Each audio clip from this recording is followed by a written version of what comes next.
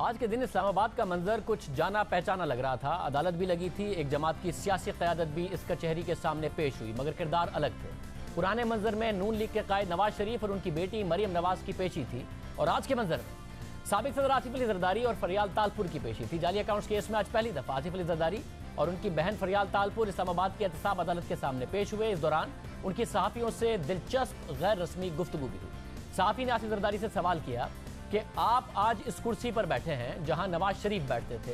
आसिफ अली जरदारी ने जवाब दिया कि मियां साहब तो बड़े लोग हैं, हम छोटे लोग हैं। जिसके बाद सहाफ़ी ने सवाल किया कि फरियाल तालपुर जिस तरह यहाँ बैठी हैं, मरियम नवाज भी यहीं बैठा करती थीं। जिसका आसिफ जरदारी ने जवाब दिया कि आप तो खुश हैं ना।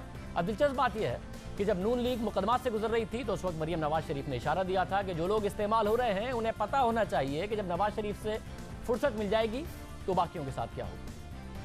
Will you reach out to Zardari साहब for this? Because the other day he was saying मियां साहब को जेल में होना चाहिए था, मुस्लिम लीग नून से कोई बात नहीं करेंगे, और आपने कहा ये ज़बान जरदारी साहब की नहीं है। एक और कह रहा है जरदारी साहब के मुंह में जरदारी साहब की ज़बान नहीं होगी तो किसकी होगी?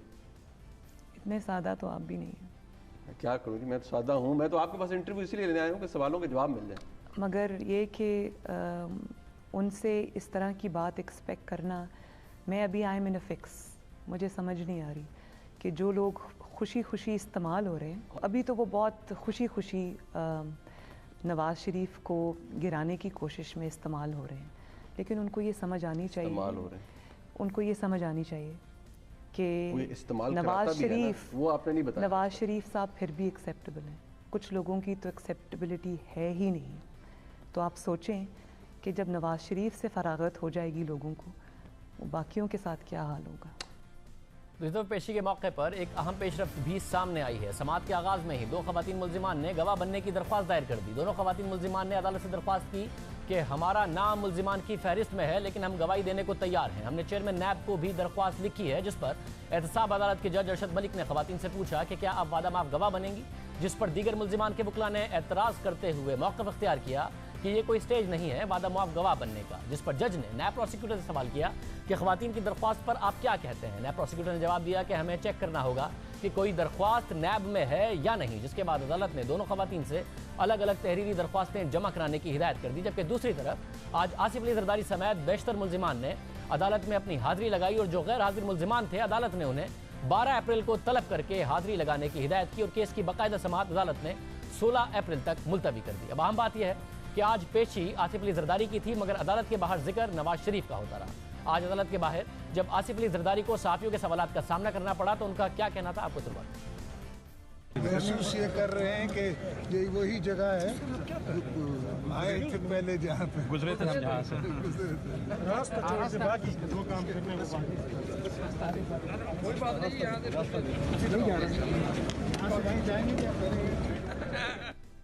अब ये जो केस इस्लामाबाद की एहतसाब अदालत में चल रहा है, ये वही केस है जो कराची की बैंकिंग कोर्ट में चल रहा था, जिसकी मुंतकली के बाद अब समाअत इस्लामाबाद की एहतसाब अदालत में हो रही है। अभी तक नैब ने आसिफ अली जरदारी के खिलाफ रेफरेंसेस दायर नहीं किए, अलबत्ता अब तक 2 रेफरेंसेस दायर हो चुके हैं। आज जाली अकाउंट्स केस में पिंक रेजिडेंसी को सरकारी ज़मीनें अलॉट करने से मुतालिक एक रेफरेंस दायर किया गया, जिसमें मरकजी मुल्जिम ओमनी ग्रुप के अब्दुल गनी मजीद को रखा गया है। जबकि इससे पहले आसिफ अली जरदारी के मुबैना फ्रंटमैन यूनुस कोडवावी के खिलाफ रेफरेंस दायर किया गया, मगर अब तक आसिफ अली जरदारी और फरियाल तालपुर के खिलाफ रेफरेंसेस दायर नहीं हुए। नैब ने उन्हें जरूर तलब किया था और उन्हें सवालनामा भिजवाया था, जिसका अब तक जवाब नहीं दिया गया। गुज़िश्ता रोज़ ज़राए से यह खबर सामने आई कि आसिफ अली जरदारी और बिलावल भुट्टो ने जवाब जमा कराने के लिए 17 अप्रैल तक का वक्त मांग लिया। जबकि इस हवाले से आसिफ अली जरदारी और बिलावल के वकील फारूक नाइक की तरफ से नैब रावलपिंडी को खत लिखा गया, जिसके बाद नैब ज़राए से खबर सामने आई कि आसिफ जरदारी और बिलावल भुट्टो ने 30 मार्च तक नैब को जवाबात जमा कराने थे। आसिफ जरदारी और बिलावल का नैब को जवाब देने का वक्त गुजर चुका है, इसलिए अब खत का जायजा लेकर कानून की रोशनी में फैसला किया जाएगा। यानी नैब ज़राए भी तस्दीक कर रहे हैं कि जवाब जमा नहीं करवाया गया, और अब खत लिखा गया है कि जवाब जमा कराने की मोहलत दी जाए। लेकिन जब हमने गुज़िश्ता हफ्ते वज़ीर आला सिंध के मुशीर बराए इत्तलात मुर्ज़ा वहाब से पूछा था कि आपने वक्त गुजरने के बावजूद जवाब जमा क्यों नहीं करवाया, तो उन्होंने मौक़िफ़ अख्तियार किया कि जवाब जमा कराने के लिए कोई टाइम फ्रेम ही नहीं दिया गया था। अब ये कहा जा रहा है जरदारी साहब और बिलावल भुट्टो जरदारी की तरफ से कि टाइम दिया जाए, उस वक्त कहा कि कोई टाइम फ्रेम ही नहीं। 20 मार्च को नैब ने सवालनामा दिया था बिलावल भुट्टो को और आसिफ जरदारी को, 10 दिन में जवाब देना था, दिया नहीं उन्होंने अभी तक जवाब। शाहिद साहब, वो सवालनामा मैंने देखा है, उसमें अगर कहीं पर भी ये लिखा हो कि 10 दिन के अंदर आपको जवाब देना हो तो आप ये सवाल, मैं समझता हूँ आपका बिल्कुल जेन्युइन बनता है। जो मेरी इत्तलात है, कोई टाइम फ्रेम नहीं दिया गया। नहीं मुर्तज़ा साहब, जो इन दोनों की पेशी के बाद नैब की प्रेस रिलीज थी, उसमें तो लिखा हुआ था कि 3 रेफरेंसेस में फिलहाल इनसे सवालात हुए दोनों से, और 10 दिन के अंदर नैब रावलपिंडी की कंबाइंड इन्वेस्टिगेशन टीम को इन्होंने जवाब जमा कराने हैं। जब इनसे को दिया गया सवालनामा, उसमें ऐसा कुछ नहीं कहा गया, वर्बली भी नहीं कहा गया कि 10 दिन में जवाब जमा कराना है। जो मेरे पास इत्तलात हैं और मैंने वो सवालनामा देखा है, उसमें कहीं पर भी कोई टाइम फ्रेम का जिक्र नहीं है।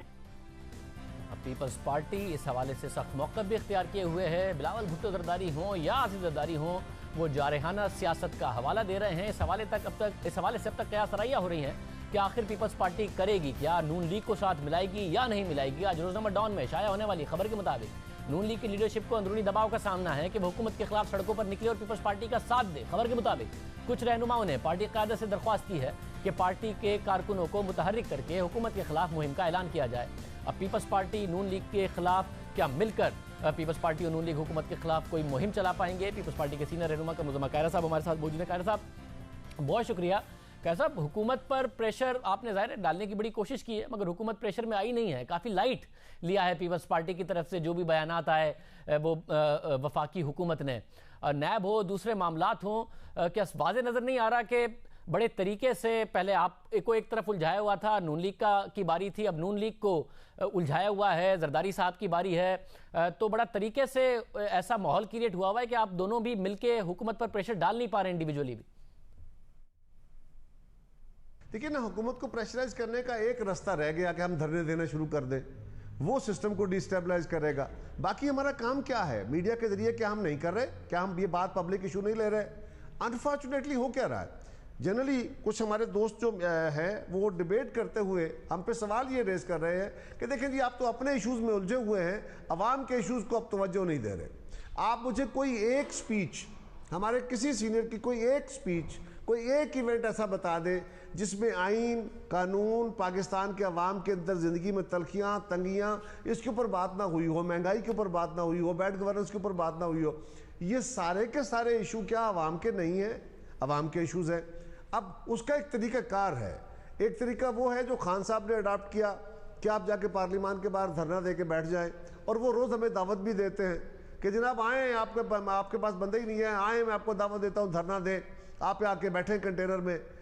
हालांकि उन्हें समझना चाहिए कि आज जरदारी साहब की पेशी थी, हमारा बाकायदा डिक्लेयर किया हुआ था कि हम नहीं जाएंगे, और जरदारी साहब ने मना किया हुआ था। हम 5 लोग थे टोटल पार्टी के जो तंजीम के थे, बाकी उनके वकला थे। 5 लोगों के लिए कोई 5000 पुलिस वाले, सारे इस्लामाबाद की पुलिस और रेंजर्स वहाँ पर डिप्लॉय की हुई थी। किस काम के लिए? ओ भाई, 5 लोग एक तारीख पे अदालत में हाजिर होने पे तो आप इतने खौफजदा हो कि आपने सारे इस्लामाबाद की पुलिस वहाँ डिप्लॉय कर दी, और जब हम लॉन्ग मार्च करते हुए वहाँ तक आ गए फिर क्या होगा? फिर आपका टॉलरेंस लेवल क्या होगा? सो इनके कहने में और इनके कॉल और फेल में जो तजाद है वो जाहिर हो रहा है। बट हम समझते हैं कि इस वक्त क्राइसिस ऐसा है, हम गवर्नमेंट की सिमत दुरुस्त करना चाहते हैं, लेकिन अगर सिमत दुरुस्त ना होगी तो फिर नेचुरली शाहजेब साहब चीज़ें हाथ से निकल भी जाया करती हैं। अल्लाह ना करे ऐसी सूरत बने। इंडिविजुअली तो हाथ से कोई नहीं निकाल पा रहे हुकूमत के। तो मौलाना फजलुर रहमान साहब दोबारा एक्टिव हुए हैं, मियाँ साहब से, जरदारी साहब से, दोनों से मुलाकातें करना चाहते हैं। वो इसी लिए हो रहे हैं ताकि प्रेशर डाल सकें आप मिलकर? शाहजेब साहब, मेरी कोई ऐसी उनसे मुलाकात हुई नहीं, मेरे पास इसकी कोई खबर नहीं है। लेकिन मौलाना दोनों के दोस्त हैं। मौलाना एक मौकर सियासी लीडर हैं और वो सब लोगों से मिलते रहते हैं। उनका नुक्ता नज़र भी वाज़ेह है, वो इस हुकूमत के शदीद मुखालिफ हैं, और वो उनकी ख्वाहिश तो पहले से थी कि सबको इकट्ठा किया जाए। लेकिन अब वो क्या एजेंडा लेके चले हैं, मेरी उनसे ना मुलाकात हुई है ना कोई ऐसी खबर है। लेकिन ये बात बहरहाल अपनी जगह मोतबर है कि इस वक्त जो गवर्नमेंट सारा ड्रामा कर रही है या करवा रही है, उसमें शाहजेब साहब आज जरदारी साहब पेश हुए, फरियाल बीबी पेश हुई उस केस के अंदर। अपार्ट फ्रॉम दिस के जिस तरह भी मिसमैनेज हुआ और गवर्नमेंट की परेशानी नज़र आई, अदालत के अंदर सूरत हाल ये थी कि ये केस जो नैब ने तैयार किया और उसके बाद इस केस को ट्रांसफ़र करने का शोर हुआ, ये केस सुप्रीम कोर्ट तक हम जाके लड़े, हाई कोर्ट तक जाके लड़े। कई महीने से ये चल रहा है कि इसको सिंध में सुना जाए या यहाँ सुना जाए। हमारी पोजीशन आज भी वही है। लेकिन आज केस की प्रेपरेशन का आलम यह था अदालत ने तो उस केस में उसकी FIR और उसकी अब तक की जो इन्वेस्टिगेशन है उसको रेफरेंस तस्लीम कर लिया। हमारे वकला का मौक़िफ़ ये था, फारूक नायक साहब और खोसा साहब और बाकी वकला क्या कि आप प्रोसीड करें, अदालत इसको केस चलाए। नैब टाइम मांग रही थी कि नहीं जनाब हमें टाइम दें, हमारी तैयारी नहीं है, हमने एडिशनल रेफरेंस फाइल करना है। वो भाई तो फिर ये सारा हंगामा, ये सारा जो आपने मीडिया ट्रायल करा दिया, ये पूरे मुल्क के अंदर जो हंगामा है कि जी लुट के खा गए और पता नहीं क्या हो गया और इमरान खान भी गालियां दे रहे हैं हर वक्त, तो फिर ये क्या है? मगर टाइम तो बिलावल और जरदारी साहब भी मांग रहे हैं। पहले तो पीपल्स पार्टी ये कह रही थी कि नहीं जी कोई डेडलाइन नहीं दी गई, मगर डेडलाइन थी वो खत्म हो गई और अब नैब से जवाब जमा कराने के लिए टाइम मांग रहे हैं। तो आपके पास अगर जवाब बड़े कैटेगोरिकल हैं तो दे देते, टाइम क्यों मांग रहे हैं? सर वो है वो सवालनामे के जवाब में जिसमें एक डिटेल जवाब आना है और हमें उसको थोड़ा सा सोच के जवाब देने में कोई हर्ज नहीं, और along with that all documents. मैं उस रेफरेंस की बात कर रहा हूं जो आज अदालत में पेश हुआ, ये अलग इशू है। उस केस के अंदर नैब के तैयारी का आलम यह था कि उनकी पेपर बुक्स तैयार नहीं थी जो सारे जो मुलजिम थे उनको देनी थी। उस पर जज साहब बड़े नालायक हुए और उन्होंने कहा कि ये क्या है, अगली तारीख पे ये सारा कुछ तैयार करके लाओ ताकि हम इन सबको इनके केस की डिटेल दे सके। सो ये इस तरह की तैयारी का आलम है, ना कोई सबूत है ना कोई बात है, लेकिन हंगामा पूरे मुल्क में है कि जी वो पता नहीं नैब ने क्या पकड़ लिया, क्या नैब ने एक GIT जो कि नहीं थी उसके ऊपर सारी तहकीकात हुई हैं। अब साथ में बताइएगा जरदारी साहब से जो साफियों ने सवालात किए वो यही थे कि जहां आप बैठे हैं वहाँ नवाज शरीफ बैठे होते थे, फरियाल साहिबा जहाँ बैठी हैं वहाँ मरियम नवाज बैठी होती थी। कोई 1-1.25 साल पहले मुनीर फारूक को इंटरव्यू देते हुए कहा था मरियम नवाज ने कि जरदारी साहब किसी और की ज़बान बोल रहे हैं, उन्हें पता होना चाहिए कि हम तो फिर भी कहीं ना कहीं काबिल कबूल है मियाँ साहब, जरदारी साहब नहीं है, उनका वक्त भी आएगा। 1 साल में आ गया। देखिए ये तो खैर चस्के वस्के होते हैं ना, आप साफी सवाल करते रहते हैं माजी से रिलेट करते हुए। उनका अपना केस था, हमारा अपना केस है और हमने कभी भी मियाँ साहब के केस के ऊपर खुशी का इजहार नहीं किया, किसी के केस पे भी खुशी का इजहार नहीं। कायरा साहब बहुत ज़्यादा खुशी का इजहार किया, जब आया था तो अदालतों की तारीफ भी की थी, फैसले पर खुशी का इजहार भी किया था। क्या था आप लोगों ने? मैं अब भी कहूँगा आपको कि आप वो किसी वक्त प्रोग्राम में बुला लीजिए मुझे, मैं अब वो क्लिप भी चला के देख लेंगे। हमने उस वक्त भी ये कहा था कि मियाँ साहब जो JIT का फैसला था वो आपने खुद JIT मानी थी। हमने कहा था कमीशन बनवाएं, हमने कहा था लेजिस्लेशन करें, हमने अपोजिशन को इकट्ठा किया था, हमने उसके TORs बनाए थे, लेकिन खान साहब चले गए थे कोर्ट में और मियाँ साहब ने मान लिया था।